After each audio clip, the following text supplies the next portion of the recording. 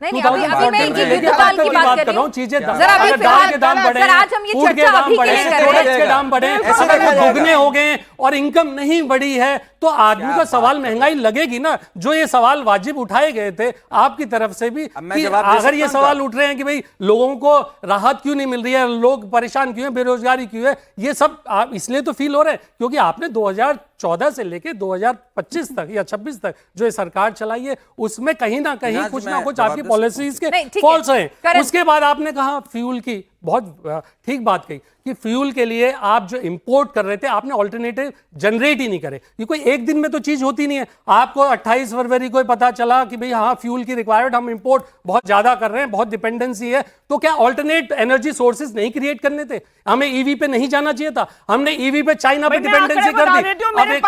एक मैडम आपके सारे आंकड़े सर माथे पे बात सुन लीजिए। नहीं आप बताइए ना, कह रहे हैं कि भारत ने ईवी पे सब्सिडी इससे तो ऐसे तो डिबेट हो नहीं सकता। आप पूछिए, आप ये पूछिए क्या अच्छा हमारी इंपोर्ट घट गया क्या?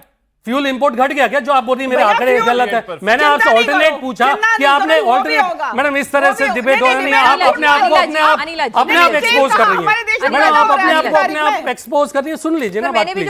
हाँ मैंने कहा आपको ऑल्टरनेट क्रिएट करने थे, आपने नहीं करे। आपको 10 साल का टाइम था। आपने अगर बैटरीज के लिए लिथियम चाहिए था, रेयर अर्थ मिनरल्स के लिए आपको चाइना पे डिपेंडेंसी थी, तो आपको बहुत सारी चीजें करनी थी, सिलसिलेवार करनी थी। अगर ये सवाल नहीं पूछे जाए, आप हाइड्रोजन पे जाते, आप ईवी के लिए वो करते, मैन्युफैक्चरिंग इंक्रीज करते, मैन्युफैक्चरिंग कहां से इंक्रीज होगी? आप रिपोर्ट यहां पे लाके पढ़ रहे हैं, बहुत गलत। मैंने तो रिपोर्ट पे पढ़ी नहीं,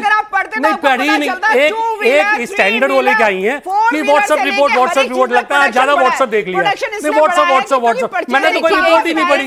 नहीं मैंने रिपोर्ट पढ़ी, मैंने पढ़ी ना, नहीं पढ़ी तो क्या व्हाट्सएप मैंने एक रिपोर्ट पढ़ी नहीं है, बोल रहे व्हाट्सएप कमाल।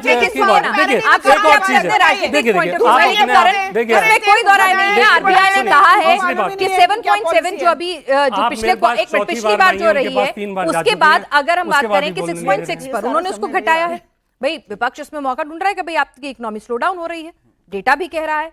तो इसको क्या ये माने कि ऐसी विषम परिस्थितियों में अगर जो स्लो डाउन हुआ है दूसरे मुल्कों की तुलना में कम है तो इस बात को मान के खुश हो जाए? नहीं, नॉट जस्ट कि दूसरे मुल्कों की तुलना कम हुआ है, बट ओवरऑल भी बहुत अच्छा किया है। मैंने जैसे आपको आंकड़े दिए अभी, मैंने तो ये आंकड़ों पे गया ही नहीं मैं। और आरबीआई ने जो आगे फ्यूचरिस्टिक बताया कि भाई महंगाई दर बढ़ेगी।